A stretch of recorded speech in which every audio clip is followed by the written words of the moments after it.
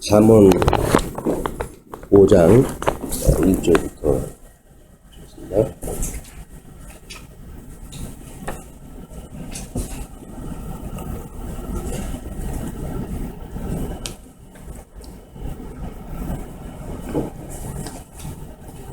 내 아들아,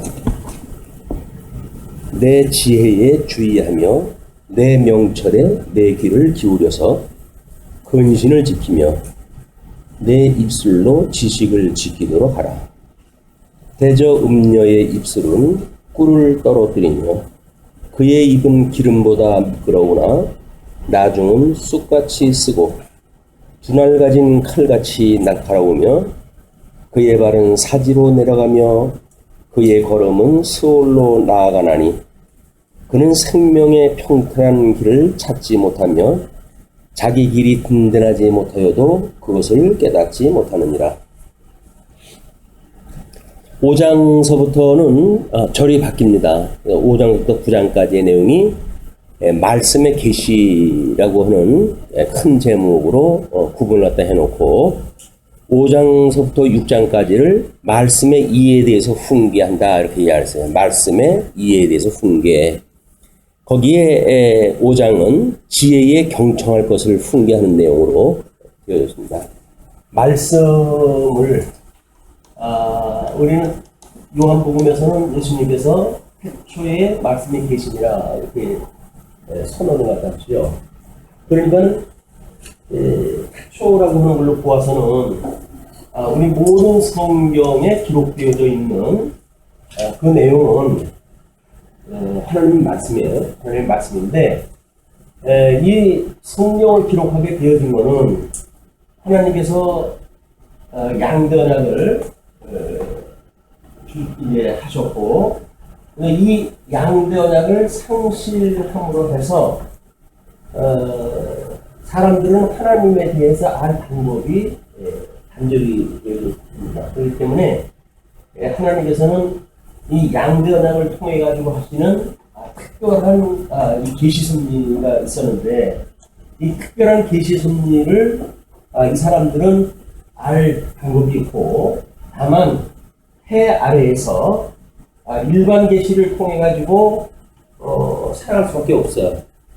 그걸 성경에서는 장님이요, 또는 기모골이요 라고 하는 인식이 하나님에 대한 계시에 대한 인식이 전혀 할 수 없는 상태로 구분했다 합니다. 그렇기 때문에 이미 이 일반 계시를 통해 가지고 상실되어져 있는 이 세상은 사단이 왕 노릇을 하고 있기 때문에 하나님에 대한 인식의 기능은 전혀 불가능한 곳이에요. 이 전혀 불가능한 곳에 하나님께서는 지금 나눠드린 우리 사도신경의 신앙 고백의 내용도 나도 있지만 하나님께서 이 양대 언약을 지금 에덴에서 하신 거 아닙니까? 에덴에서 하셨고 그리고 에덴에서 추방이 되어져 있는 상태, 이 추방되어져 있는 상태의 사람들을 둘째 아담이신 예수님을 통해서 다시 회복시킬 것을 예표적으로 보여준 사건이 노아의 방주 사건이라고 이야기합니다. 노아의 방주 사건. 그러니까 실체적인 언약으로 해서 아담에게 주어졌던 이 언약은 영적으로 죽음으로 해가지고 이미 하나님에 대해서 알 방법이 전혀 없는 그 상태로 이끈 겁니다. 그렇기 때문에 이 실체적인 언약은 이미 무효화가 되어졌고 그러나 하나님께서 이 무효화 되어져 있는 그거를 뭔가 예표적으로 보여주셔야 되기 때문에 전 인류를 대상으로 해서 노아의 방주 사건을 통해 가지고 회복에 대한 걸 보여주시는 거예요. 그때 수많은 그 인류들이 있었는데 노아의 8식구만 구원을 하신 걸로 보아가지고는 하나님께서 회복에 참여하는 자의 숫자를 그렇게 많이 하시지 않습니다. 하나님께서 물론 지금 새로운 어떤 창조 성민한테 해 가셔야 되겠고 그렇기 때문에 이제 그 방주라고 하는 특수한 상황 때문에 공간적 제한이 있고, 막 그러니까는 노아의 8식구라고 하는 한 세대를 이제 거기다 집어넣으시고, 모든 짐승들도 정결한 거는 7쌍, 기타 한 쌍씩을 넣어가지고 보존을 시키신 거예요. 창조되어진 모든 6째 날 창조되어진 것들을 하나님 보존을 다 하시고 예표적으로 보여준 겁니다. 예, 그 중에서 일부는 내가 구원을 다 할 거다. 그것이 우리 둘째 아담이신 예수님을 통해 가지고 이제 이루어질 거겠죠. 이거에 대한 예표적인 성취예요. 그런데 창세기 11장까지 이것이 마감이 되어지고 12장서부터는 아브라함으로부터 시작이 되어지는 선민국가에 대한 이런 그 계시의 내용으로 장이 바뀌게 되어지거든요.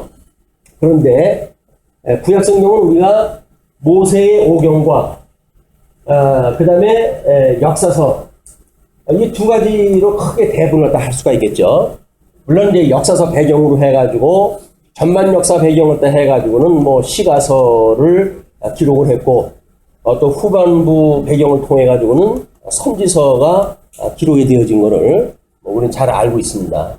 그러면 모세 오경과 역사서 11장을 제외한 모세 오경서부터 역사서는 한 세트로 되어져 있어요. 그래서 모세 오경을 우리가 언약이라고 그랬고 이 언약대로 역사서를 통해 가지고 성취되어졌다. 이 내용을 좀 확인할 때 해가는 거 아닙니까? 그 중에 이 시가서가 지금 역사서 전반부에 배경이 되어져 있는 거고 그 역사서 전반부에 배경이 되어져 있는 내용 중에 지금 잠언을 우리가 확인을 해가고 있단 말이에요. 잠언을. 그러면 그동안은 우리가 이제 이 잠언에 대한 솔로몬의 어떤 그 개인적 경험에 대한 배경 또는 그것이 이루어졌던 지금 그 르호보암이나 여로보암을 통해서 이루어졌던 역사적 배경 그것만 통해서 이걸 확인하다 했거든요. 근데 오늘은 내용을 확인하다 해보게 되면 뭐 전부 일반적인 이야기들이에요. 일반적인 이야기이기 때문에 왜 일반적인 이야기가 잠언이라고 하는 형식으로 우리한테 소개됐을까 라고 하는 그 의도를 파악을 하지 않으면 우리는 크게 경계했던 윤리적으로 해석을 하면 안 된다고 했던 그런 그 금기에 그대로 우리가 또 이제 빠져버릴 수밖에 없어요. 그렇기 때문에 성경, 이 계시라고 하는 하나님의 말씀에 대한 원천적으로의 그 계시관을 우리가 다시 한번 검토를 해가지고 지금 5장서부터 시작되어지는 잠언의 내용을 확인할 때 해야 그런 그 오해를 불식시킬 수가 있다.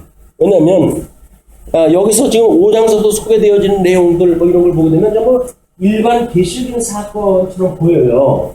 일반 계시적인 사건을 하나님께서 우리한테 뭐 일반 계시적인 건 우리한테 알려주지 않을 때 이게 보이는 거 아닙니까? 뭐 성경 아니라도 이건 다 알고 있는 거니까.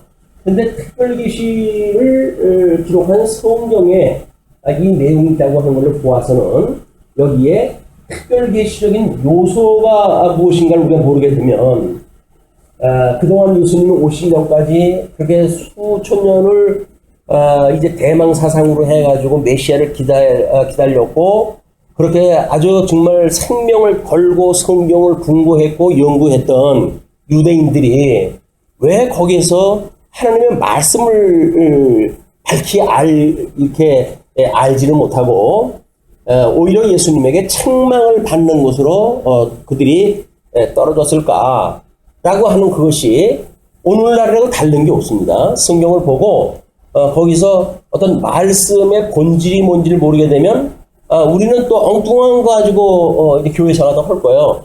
그래서 이 주명 없는 교회 생활도 하면서 윤리적인 걸로 전제가 되어지고 또는 뭐 그것이 목적이 되어지기도 하고 이렇게 해가지고 신앙생활을 하다가 보니까 기독교가 계시 종교가 아니라 어떤 그 일 중심의 이제 교회가 돼버리고 거기서 갑론을박하는 것이 모든 그 해 아래서의 기독교 신학에 대한 모든 그 난투극이라고 보여집니다. 근데 해 아래서의 뭐 그런 거는 별 의미가 없어요. 왜냐면 성경이 이 말하고자 하는 그 본질을 우리가 놓치게 되면 해 아래서야 뭐 서양에 사는 사람이나 동양에 사는 사람이나 기독교를 믿는 사람이나 뭐 마호메트를 믿는 사람이나 유대인들이나 일반적인 삶이기 때문에 정말 다른 게 없어요. 그렇기 때문에 뭐 이제 우리가 어떤 비교 종교학이라고 하는 걸 만들어내서 나름대로 연구도 하고 그렇게 되어지는 상태가 되어진 겁니다. 그래서 절대 계시 종교인 기독교를 해 아래의 일반 종교로 끌어내린 것, 그것이 사단이 하는 짓인데 그걸 우리가 간파를 하지 못하게 되면 우리는 이제 빠져버리게 되어져요. 근데 그거를 성경에서는 음부라고 하는 그런 그 내용으로 얘기가 됩니다. 음부. 어떤 것도 수용할 수 있는 이런 그 개념에 우리 일반 계시로 봤을 땐 그런 그 개념인데 여기서 우리가 음부가 아니라 조광지초로 하나님 앞에 초시적서부터 부름을 받았고 그래서 하나님의 자녀가 되어진 우리의 첫 남자가 되어지는 예수 그리스도에 대한 그런 그 의미를 여기서 강화시킬 이유가 있는 거예요. 그렇지 않으면 세상의 음부들하고 똑같은 걸로 해가지고 그냥 너도 좋다 나도 좋다 이렇게 돼버리고 만단 말이에요. 우리는 아니다. 우리는 오직 나의 정결한 신부가 되어져서 나의 신랑 되신 예수님 한 분 외에는 어떤 것도 인정할 수 없다고 하는 우리들의 지조를 표명할 이유가 있는 거예요. 이게 아니게 되면 우리는 세상에 온통 자탕 모든 것들에 그래 그것도 옳고 이것도 옳고 그러면서 누이 좋고 매부 좋고 이렇게 하면 살아갈 거예요. 그게 음부기질입니다. 음부기질. 이거를 간파를 해서 단호하게 이걸 우리가 잘라내고 그리고 정말 특별 계시인 우리 주 예수 그리스도를 보여준 이 계시의 내용의 핵심을 우리가 들어가야 그래야 잠언서에서 이제 5장서부터 소개되어지는 일반 계시적 어떤 그런 표현에 의한 이런 그 내용들을 철저하게 우리가 갈라낼 수가 이제 있는 거예요. 우리 아브라함에서 모세 오경을 보게 되면 아브라함에게 언약을 갖다 했지만 우리 지금 사도신경의 그 고백에 보게 되면 여기서 좀 열조에 의해 가지고 야곱에 이르러까지 가서 12아들을 얻고 그리고 70명이 확보되어진 가운데 애굽으로 내려가게 됩니다. 그 애굽으로 내려갔다가 그 다음에 출애굽을 갖다 해가지고 비로소 하나님이 기뻐하시는 것이 뭐냐? 하나님의 선한 뜻이 무엇이냐? 하나님의 의가 무엇이고 하나님의 그런 그 언약되어진 나라가 무엇인가? 라고 하는 거를 광야 40년 동안 세대교체를 통해서 배우는 것이 모세오경의 내용이에요. 그 모세오경의 내용대로 이제 역사서가 기록되어졌는데 우리의 늘 보는 대로 이제 가나안 땅에 들어가게 되면 통일 왕국을 창건하게 되어지지만 곧 남북으로 분국이 되어지잖아요. 분국이 되어지고 급기야 바벨론의 포로로까지 끌려가게 되어졌다가 다시 하나님의 은혜로 회복되어지는 것이 구약성경의 이야기란 말이에요. 그래서 이 아담에게 주어졌던 것이 실체적이라고 한다면 이 열조로부터 주어졌던 이스라엘 중심으로 봤던 계시의 방식은 전부 육적 계시의 방법입니다. 육적 계시의 방법. 그러니까 성경에 아담으로 인해 가지고 모든 사람이 죄 가운데 있어서 하나님을 알만한 것이 없는 사람들에게 일반 역사를 통해 가지고 하나님이 지금 어떤 일을 갖다 해가신지를 보여준 섭리이기 때문에 이 계시는 전부 육적 계시 방법으로 되어져 있어요. 신령한 의미가 무엇인가 라고 하는 걸 우리가 놓치게 되면 그냥 개똥이 새똥이 다 살아가는 그 방법으로 이걸 이해를 한단 말이에요. 그러니까 성경을 윤리적으로 우리가 설명을 갖다 하고 또는 세상에 어떤 성공을 갖다 해가는 방편으로 기능 중심으로 성경을 이해하는 것이 일반적인 거예요. 여기서 이제 우리는 단호하게 이 육적 계시가 이미 둘째 아담이신 예수님이 오셔가지고 실체적으로 언약했던 그 실체로 해서 이분이 오신 거 아닙니까? 이분은 이미 실체적으로 오셔가지고 이제 복음서와 서신서를 통해 가지고 언약을 하셨으니까 이 복음서를 통해 가지고 성취되어지는 사건이 실제적인 사건이란 말이에요. 이제 물론 우리가 이 중생인으로 되어져 있는 주님의 몸된 교회이기 때문에 영적인 요소와 육적인 요소 두 가지가 다 있는 걸로 되어져 있어요. 그래서 이런 영적 요소로서의 실체적 의미를 확인할 수가 있는 것이 예수님이 오시고 나서 거듭나고 중생한 영혼들이 이제 해석할 수 있는 해석의 범위가 달라지는 거예요. 의미가 달라진단 말이죠. 그런 맥락으로 보게 되면 우리 복음서에 대한 그 이야기를 예수 그리스도의 강탄, 예수 그리스도의 고난, 예수 그리스도의 죽으심, 예수 그리스도의 부활이 복음서 네 복음서를 통해 가지고 역사적인 이야기는 이 이야기들이에요. 이것이 가시적인 사건입니다. 가시적인 사건. 이거는 영적인 어떤 그런 개념이 아니라 육적인 개념으로 우리한테 보여주었던 일이거든요. 그러니까 역사서에서 언약되어진 내용들이 지금 예수님의 어떤 이 땅에 오셔가지고 부활하신 것까지에 대한 예표적으로의 모형으로서의 그림자로서의 예표적인 사건이 우리는 예수님을 통해 가지고 성취되어졌다고 확인하는 거 아닙니까? 예수님한테 성취되어지는 이 사건은 역사적인 사건이기 때문에 가시적인 거야. 그러나 이걸 실체적인 성취의 사건을 봤을 때 우리는 비로소 이거를 신령한 의미를 깨닫게 되어집니다.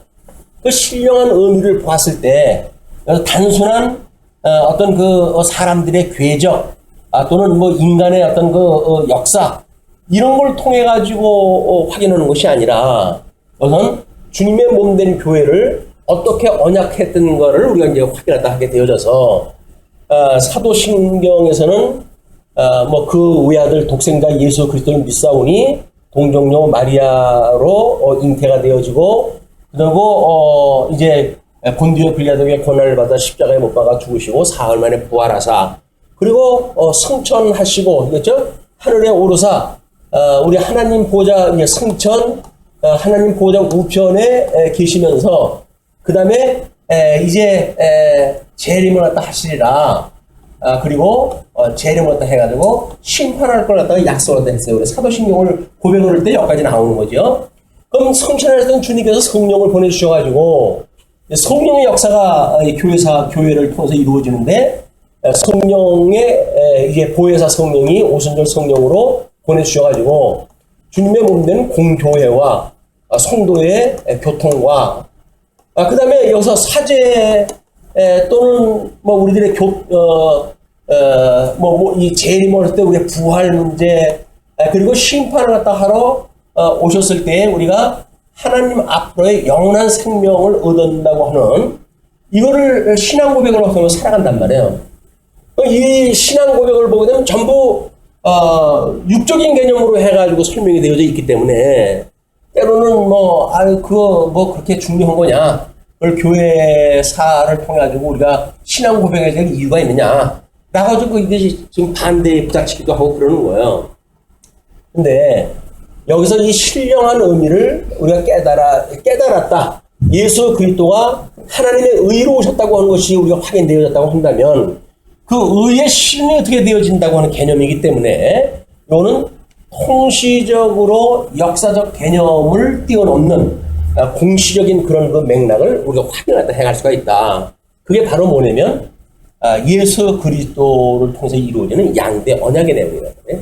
그의 의와 나라, 그 의와 나라를 어떻게 이루어 가시는가에 대한 문제고 그 의로 인해 가지고 하나님이 기뻐하신 뜻이 무엇인가를 분별하는 사람들이 주님의 몸된 교회에서 여기서 하나님의 뜻을 알고 살아가는 사람들이 이게 영적 예배를 드리는 거 아닙니까? 영적 제사, 신령한 제사, 영적 제사에 대한 문제란 말이에요. 그럼 성도들의 삶은 다시금 제사의 문제예요.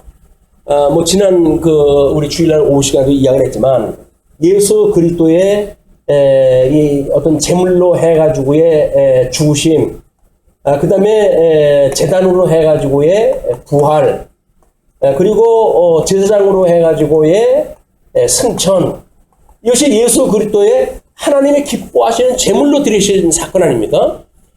예수 그리스도가 기뻐하시는 제사로 드려졌고, 그렇다고 한다면 오늘날 우리가 영적 제사를 드린다고 했을 때 이거를 우리가 이루어가는 거예요. 영적 제사를 드리는 것이 성도들의 삶입니다. 물론 이제 지난 시간에는 뭐 교회사적인 그런 맥락으로 해서 얼마나 이렇게 왜곡되어졌는지 확인하다고 그랬었는데, 그래서 이렇게 성경이 말하고자 하는 그런 그 이야기, 지금 잠언서에서 일반적인 이야기를 통해 가지고 이것이 어떻게 지혜의 말씀일 수가 있을까라고 하는 우리들의 어떤 의구심을 풀어나갈 이유가 있어야 된다는 거예요.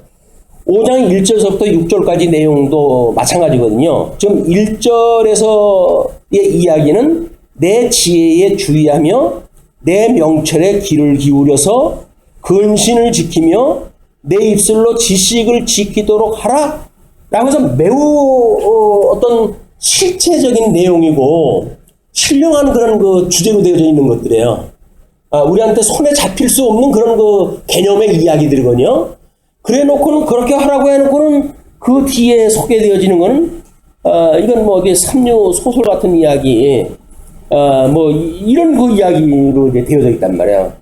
무슨 뭐 음녀의 입술은 꿀을 떨어뜨리며 이래가지고 근데 일반 기시 세계 속에서 보게 되면 사실 그래요. 또 뭐 우리 뭐 평생을 같이 사는 부인한테 맨날 어떻게 그 뭐 매력거리가 보이겠어요. 근데 이게 바깥에 나가가지고 뭐 여행이라도 한다거나 이렇게 돼가지고 엉뚱하게 사람의 마음이 들뜨기 시작을 하게 되면 전부 여자들이 예뻐 보이는 거예요, 이제. 그래야 사고를 치게 되겠죠. 그러는 거 아닙니까? 근데 이 내용을 가만히 보게 되면 정말 그러라는 이야기예요, 전부.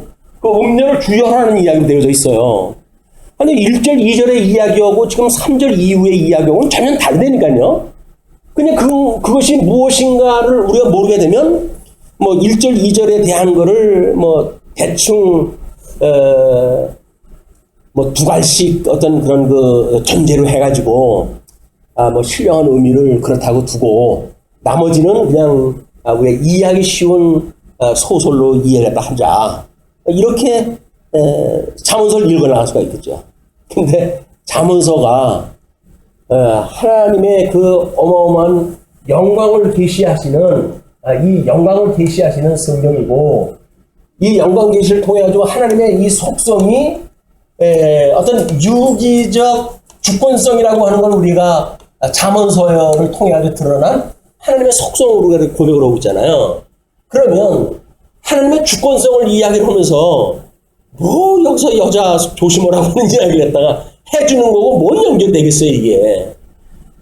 그래서 이거는 통시적인 개념에서의 어떤 육적, 시간적, 공간적 설명이라고 한다면 그거를 공시적으로 해가지고 거듭나고 중생되어져서 성령으로 말미암는 새로운 신인식이 가능한 그 인식에 의해서 하나님에 대한 지식이 우리가 여기서 찾아낼 이유가 있는 거예요. 하나님에 대한 그 신지식이 과연 뭐냐? 뭐 하나님이 살아계시다고 하는 거는 우리가 확인할 수가 있겠지만 잠언서를 통해 가지고는 그의 속성을 우리가 확인해 나가는 일인데, 하나님이 과연 주권적으로 역사를 섭리하신다. 뭐 그거에도 이의가 없어요. 주권적이라고 한다면. 근데 주권적이라고 그러는데 과연 음부에 대한 문제, 뭐 이런 거하고는 과연 그게 뭔 관계가 있고, 거기에서 우리는 그거는 좀 틀리다. 하나님의 절대 주권성을 이야기하는 걸로 그치질 않고, 우리 하나님께서 친히 인간의 모습을 입고 이 땅에 오셨다고 하는 걸로 보았을 때 내재적 속성이 필요하고, 그래서 그건 우리는 유기성이라고 본 것이다, 그 얘기예요. 하나님의 절대적 그 주권성이라고 해서 인간의 관계가 전혀 배제되어진 것이 아니라 유기적이어야, 지금 여기서 잠언에 의해 가지고 우리들한테 뭔가 메시지를 전하고 있거든요. 그래서 듣는 자가 있고 듣지 않는 자가 있을 거란 말이에요. 그래야 하나님의 이미 창세전에 그리스도 안에서 선택하기로 예정하시고 유기하기로 예정되어진 이 예전의 섭리가 이루어지기 때문에 이건 유기적으로 이루어지지 않으면 안 되는 거예요. 이걸 기계적으로 그냥 주권성이다 이렇게 이야기해가지고는 멸망받는 사람 없죠. 그리고 뭐 선택되어진 사람도 다 선택에 대한 이야기만 해버리니까 별로 그렇게 감격이 크질 않아요. 노아의 이야기를 했지만 수많은 사람들이, 대부분의 사람들이 죽는데 소수의 몇 명이 구원받았다고 하는 것이 우리가 놀라운 어떤 상대적 은혜의 감격입니다. 지금도 얼마 전에 그 조사를 때 했을 적에는 기독교가 1000만 가까이 있어가지고 제일 지금 한국의 모든 종교 가운데 성도가 많은 걸로 우리가 발표가 됐어요. 어떤 사람은 또 이제 그걸 또 분석을 때 해가지고 왜 이 대통령과 박근혜 대통령이 집권할 때 했던 그 시기에 조사한 거에 의해 가지고 기독교가 더 숫자가 많은 걸로 조사가 되어졌을까라는 걸 또 분석할 때 했더라고요. 그렇게 해서 그 사람은 이제 우리가 무엇인가 사람들이 불안하고 그렇게 했을 때 신앙을 유지하고 싶고 뭔가 신앙을 갖고 싶은데 그럴 때 그 정책과 무관치 않은 막 그런 거에 의해 가지고 사람들이 종교를 선택을 하기 때문에 개신교를 선택한 사람의 숫자가 늘어났고 그렇기 때문에 지금 그 개신교 성도 숫자가 많은 거다. 뭐 이렇게 분석할 때 했더라고요. 아주 틀린 건 아니겠죠. 왜냐면 요즘 뭐 이제 탄핵 사건이니 뭐니 해가지고 기독교 보수 쪽에 분들은 우리들이 듣도 보도 못한 정보들을 갖다 해가지고 참 SNS로 해가지고 당신이 알고 있는 10명에게 보내달라고 뭐 해가지고 하고 뭐 기도를 요청하다 하고 지금 그러고 그러거든요. 근데 일반 어떤 그런 그 사람들이 봤을 적에는 그렇지가 않은 거예요. 왜냐하면 그것이 어떤 사람이냐 아니냐 또는 이념의 무슨 진보냐 보수냐라고 하는 거는 전혀 상관없이 어떤 그냥 상식적인 선에서 사람들이 상식적인 정치를 안 했다고 하는 보편적 비판이거든요. 근데 그거를 어떤 종북 세력으로 이제 몰아간다든가 이렇게 해가지고 뭔가 기독교 보수주의 쪽에서 가지고 있는 그런 거를 함께 이제 이걸 메시지를 갖다 전하고 그러는 거예요. 이것이 전부 일반 계시적인 개념 속에 빠져져 있는 사람들의 함정입니다, 이게 다. 종교라고 하는 기독교, 더군다나 이 기독교라고 하는 거는 일반 세상 정치 논리에 빠져들어갈 수가 없는 거예요. 아니, 어떻게 해아래 그런 논리 속에 기독교가 좌지우지되어진다고 하는 건 그게 무슨 기독교입니까? 그 기독교의 실질적인 하나님의 뜻이 무엇인가를 분별해서 우리가 어떻게 신령한 제사를 드리면서 영적 예배를 드리면서 신앙생활을 해가는가가 관건이지 정권에 의해 가지고 무슨 그 사람들한테 가별 던지냐 부별 던지냐 이게 뭘 상관 있어요. 그게 이 기독교하고. 근데 기독교에 자꾸 이 종교적인 어떤 성향을 끌고 들어오는 거예요. 우리가 그걸 짐승권세라고 이렇게 이야기합니다. 음부의 권세는 음료의 권세가 있고 짐승권세가 있거든요. 그래서 이 음료권세와 짐승권세 이런 역사 이래 이 특별 계시에서 보게 되면 이게 수없는 하나님을 대적하는 세력들로 이것이 소외가 되어지고 있어요. 근데 버젓이 여기서 어떤 짐승권세의 논리를 가지고 기독교를 어떤 적용을 시킨다든가 이런 거 문제가 있다고 한다면 전부 해 아래 논리예요. 해 아래 논리. 그분들의 성경을 보는 이 계시관이 철저하게 해 아래 거를 윤리적으로 볼 수 있는 눈에 머물러져 있기 때문에 이 신령한 세계의 하나님의 뜻을 가지고 어떤 신령한 제사, 영적 예배를 드리는 삶이 아니라 세상 논리에 의해 가지고 여기서 흑백 논리를 가지고 살아갈 수밖에 없는 거예요.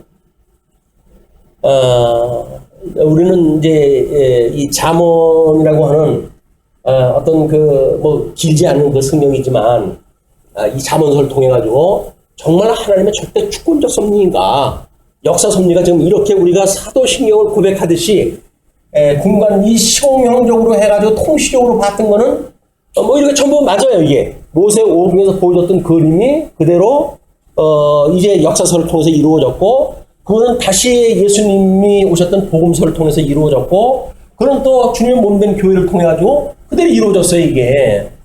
그러니까 그 형식은 지금 이제 언약대로 성취되어졌다고 하는 것이 맞는데, 언약대로 성취되어진 것이 하나님의 나라라고 하는 관점에서의 어떤 모형적인 것, 육적인 것, 그런 걸로 끝난다고 한다면 우리는 여기서 신령한 의미를 알 수가 없어요. 그래서 그거를 차별화하는 것이 양대 언약으로 봤던 개념이다. 하나님의 나라도 하나님의 의가 무엇인가를 우리가 깨달아야 하나님과 원수되어졌던 사람들이 하나님과 화목하게 되어져서 그래서 우리 안식을 누리고 살아가는 거 아니에요? 그거 하나님 찬양으로 살아가는 거 아닙니까? 그게 아니면 세상 사람들하고 똑같다니까요. 먹는 거 걱정하고 입는 거 걱정하고 그렇게 사는 거예요, 그냥. 예수님 오셔가지고 그런 거 염려하지 마라, 너희들. 세상은 그런 것들 아니야. 이게 하나님 나라는 그런 거 아니야. 먹고 마시는 거 하나님 나라 아니야. 이렇게 이야기를 하잖아요. 근데 우리 여전히 빠지는 건 뭐냐면 여기서 이 해아래 걸로 빠져버리지 신령한 때문에 고민 가지고 있는 것이 없어. 뭐 아까 우리 찬송할 때 했을 때 목마르는 자에 대한 이야기도 했지만 말씀이 없어가지고 목마르다고 하는 기갈이 현상을 느끼지 않습니다. 여기서 이것이 이제 현대에 이 음료 권세들이 주는 미혹에 수많은 사람들이 걸려 넘어가고 있는 거예요. 왜 하나님의 말씀이 부재한데도 불구하고 어떤 그런 왜 우리가 갈급증이 없을까? 말씀에 대한 그 갈급증이 없을까?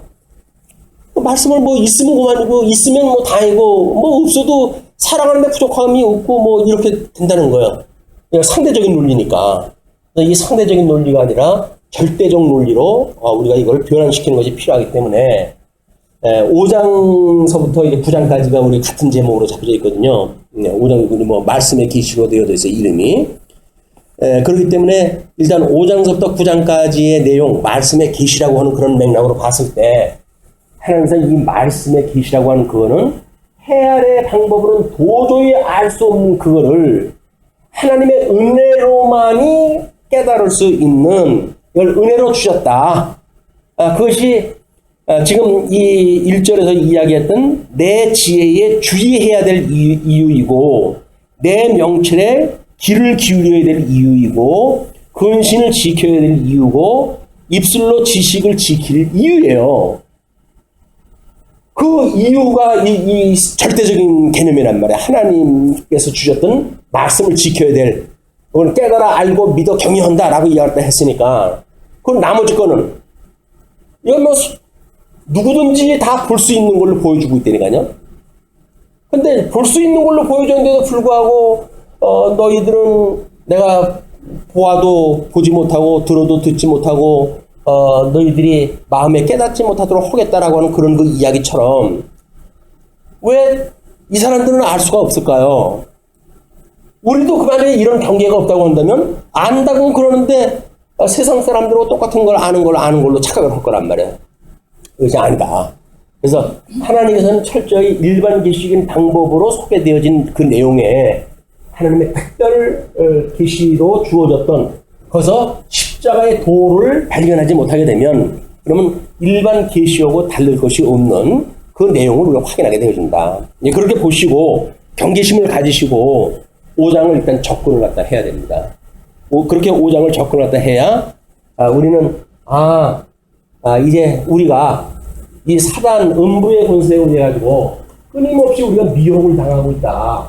미혹을 당하고 있다. 우리는 성경을 통해 가지고 알고 있는 개념하고 세상이 우리한테 알려주는 개념하고 전혀 다른데도 불구하고 아무런 의심 갖지 않고 이 세상에 가지고 있는 개념을 가지고 생활을 하거든요. 그렇잖아요? 뭐 특별한 다른 개념을 가지고 사나요? 똑같이 헤아려의 개념을 가지고 우리는 산다니까요. 모든 우리 단어들의 정의, 뭐 개념, 이것이 헤아려 걸 가지고 우리가 이야기를 하는 거예요. 심지어 복이라고 하는 것도 마찬가지죠. 하나님께서 복을 주셨다고 이야기를 하는데 상실되어진 사람들이 그 복을 헤아려서의 복의 개념을 가지고 정의를 해가지고 그게 복이라고 그러는 거예요. 그래놓고 그게 모자라면 그게 불행하다는 거예요. 아니 자기가 왜 불행해? 예수 그리스도로 말미암아 새 생명을 얻었고 그 부여로신 예수님과 한 몸이 되어졌고 하나님의 나라의 백성이 되어졌는데도 불구하고 미혹시키고 있는 사단의 논리에 빠져버리니까는 세상 개념이니까 나는 상대적으로 해가지고 난 가난해, 나는 뭐가 미천해, 그렇기 때문에 난 불행해, 이렇게 이야기가 되어지는 거예요. 쏟고 있는 거는 쏟고 있는 거. 진리가 우리를 자유롭게 한다고 그러는데 우리가 이 잘못 알려주는 미혹의 권세로부터 자유로워야 될 거 아니겠어요? 잘못 알려주고 있는 정의, 개념 이런 거로부터 자유로워질 거 아니겠어요? 하나도 달라진 게 없어요. 예수를 믿고 구원을 받았다고 이야기를 하지만 여전히 해 아래의 개념을 가지고 우리 행보를 따지고 성공 실패를 따지고 이렇게 해서 안다니까요. 고맙고 답답한 거 이게.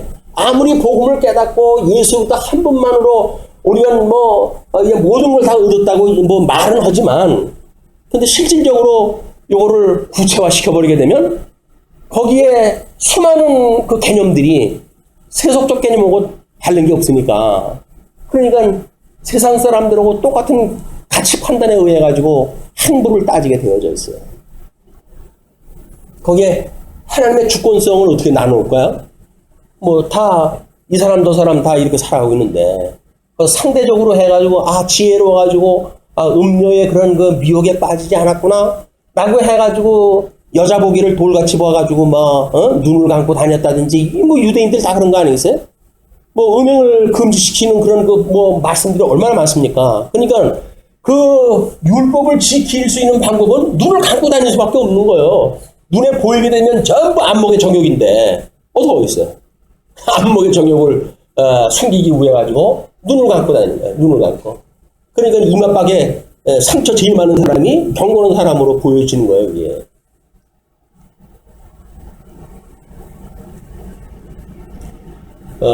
이거는 아마 성경이 기록된 이후 창조의 아담이 그 양변형을 상실한 이후 모든 인생들의 문제라고 보여집니다. 모든 인생들의 문제. 자, 그러면 이제 그런 그 전제 아래 우리 5장 한번 보시죠. 내 아들아, 내 지혜에 주의하며. 그래서 내 지혜.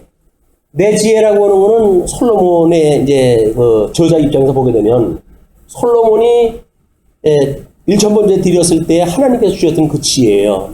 그 지혜가 하나님의 백성들을 심판하는 일입니다. 하나님의 백성을 심판한다는 이야기는 뭐예요? 하나님의 기뻐하시는 그 기준을 통해 가지고 옳고 그름에 대한 기준을 알려주는 거 아니겠어요? 그 예수 그때 의를 보여주는 사건이겠죠. 그게 내 지혜, 내가 이렇게 하나님께 받았던 지혜, 그에 너희는 주의를 해라.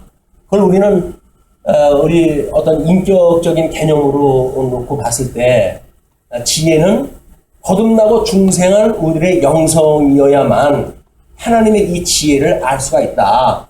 라고 일단 증명하다 했어요. 중생되어진 성도만이 지혜를 알 수가 있다. 인식을 할 수가 있으니까 그 지혜를 지키는 것, 거듭나고 중생에서 우리가 배웠던 모든 지식, 신지식에 대한 것, 이걸 지키는 것이 우리 본질적인 거겠죠. 그러니까 그걸 주의하라는 거예요. 그리고 내 명철에 귀를 기울여라. 내 명철이 뭡니까? 우리가 이 우둔해져가지고 이 지성이 우둔해져가지고 전부 돌멩이가 되어진 사람들 아니에요? 근데 하나님께서 이 타락했던 사람들을 중생을 시켜가지고 하나님께서 하나님이 어떠한 분인가를 알게 하는 이런 그 말씀을 주셨고 또 감성도 완전히 문둥병 같은 우리들의 이런 그 사람들인데 그런 그 모든 감각 기능을 회복을 시켜가지고 하나님에 대한 걸 감각적으로 믿을 수 있게끔 해주셨잖아요.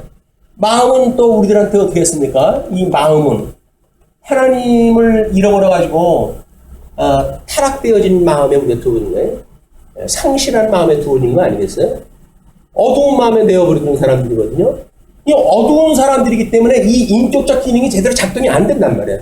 그러니까 하나님께서 여기서 명철을 갖다 주셔서 명철. 이 명철이야말로 어두운 걸 밝게 해주는 것. 이것이 빛 대신 예수 그리스도에 대한 이야기예요. 그러면 앞에서 이야기는 지혜에 주의하라. 그 이야기는 그 지혜로 오셨던 예수 그리스도 그분에 대한 것 주의하는 이야기고 명철의 길을 기울여라 하는 그 이야기는 뭡니까? 우리가 이렇게 이 어두움에 있던 우리들이기 때문에 하나님과 밝게 해주는 그 가운데 우리 주님이 우리한테 하나님을 알게 하시니까 명철을 하지 않으면 하나님을 알 수가 없어요. 그냥 명철을 지키라는 거예요. 뿐만 아니라 내 귀를 기울여서 근신을 지키며 근신은 우리가 덕성문제라고 이렇게 이야기했잖아요. 왜 여기서 근신을 지키라고 할까요? 우리가 과거에는 타락되어졌을 때에는 합당치 못한 일들을 갖다 하게 하셨던 거예요. 여기서. 그죠? 그래서 합당치 못한 일, 아주 절대악 속에서 이루 말할 수 없는 인간 쓰레기 같은 생활을 갖다 했던 우리들인데 하나님께서 우리들에게 거듭나고 중생해가지고 밝히 하나님이 어떠한 분인가를 아는 인격적 기능을 통해가지고 하나님이 아는 그 지식에 이르다 보니까 하나님이 기뻐하시는 뜻이 무엇이로구나 해가지고 은사를 실현하면서 살아갈 수 있었던 거 아닙니까? 영적 예배라고 이야기를 했을 때 믿음의 분량을 따라가지고 우리가 생각을 하고 이제 하나님의 기뻐하신 뜻이 무엇인가를 분별하고 그리고 주신 은사를 따라 실현하는 것 이것이 영적 예배란 말이에요. 영적 예배에 로마서 12장 1절에서 소개되었던 영적 예배예요.